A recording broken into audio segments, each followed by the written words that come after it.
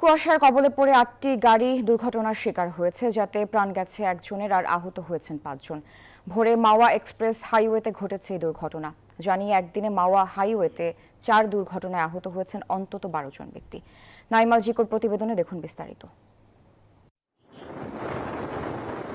ঘন কুয়াশার মধ্যে মাওয়া এক্সপ্রেসওয়েতে ঘটল ভয়াবহ দুর্ঘটনা।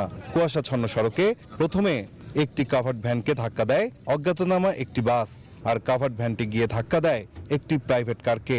একে একে পেছন থেকে আসা আরো 4টি বাস একে অপরকে সজোরে ধাক্কা মারে।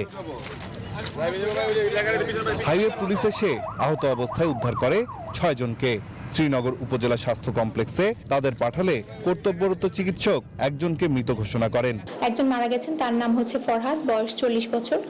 আর আরেকজন এসেছিলেন জাকির হোসেন, তাকে গুরুতর আহত অবস্থায় নিয়ে আসা হয়েছিল এবং তাকে পরবর্তী চিকিৎসার জন্য মিটফোর্ড হসপিটালে রেফার করা হয়। দুর্ঘটনার শিকার ব্যক্তিরা বলছেন, ঘন কুয়াশার কারণে রাস্তায় কিছুই দেখতে পারছিলেন না তারা, যার কারণেই ঘটে এই দুর্ঘটনা। রোডে খুব কুয়াশা ছিল।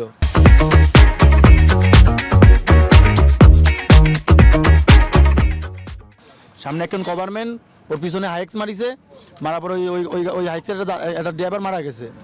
তারপরে মারিছিল আপনার এনা পরিবহন, তারপর ভাই আমি এসে মারিছি ভাই। আমাদের গাড়িটা চলতেছিল আর মাঝ রাস্তায় হঠাৎ করে এসে টায়ার পাঞ্চার হয়ে যায়, আর ওই গাড়িটা সব পিছন দিক দিয়ে লাগে। পিছনে এই আঙ্কেল আহত হয়েছে, হাত কাটছে, আর আরেকজনের মাথা কাটছে। পুলিশ বলছে এই ঘটনার প্রধান আসামি যাদের খুঁজতে অভিযান চলমান আছে। আমাদের পৌঁছানোর আগে কাভার্ড ভ্যান এবং ওই যে অজ্ঞাতনামা বাস এবং অজ্ঞাতনামা কাভার্ড ভ্যান দুটো পালিয়ে যায়। এরপরে আমরা দ্রুত রেকারিং করে গাড়ি দ্রুত রাস্তা থেকে অপসারণ করি।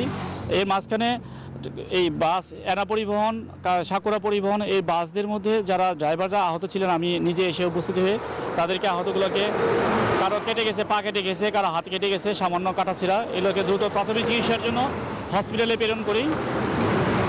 আমার জানা মতে আমি 5 জন, মোর দেন 6 জন হবে, 6 জনের মতন আমি তাদেরকে রেস্কিউ করে হাসপাতালে প্রেরণ করি। এছাড়াও এই দিন মাওয়া সড়কে বেপরোয়া গতির কারণে ঘটেছে আরো 3টি দুর্ঘটনা। সব মিলিয়ে মোট আহতের সংখ্যা দাঁড়িয়েছে 12 জনে।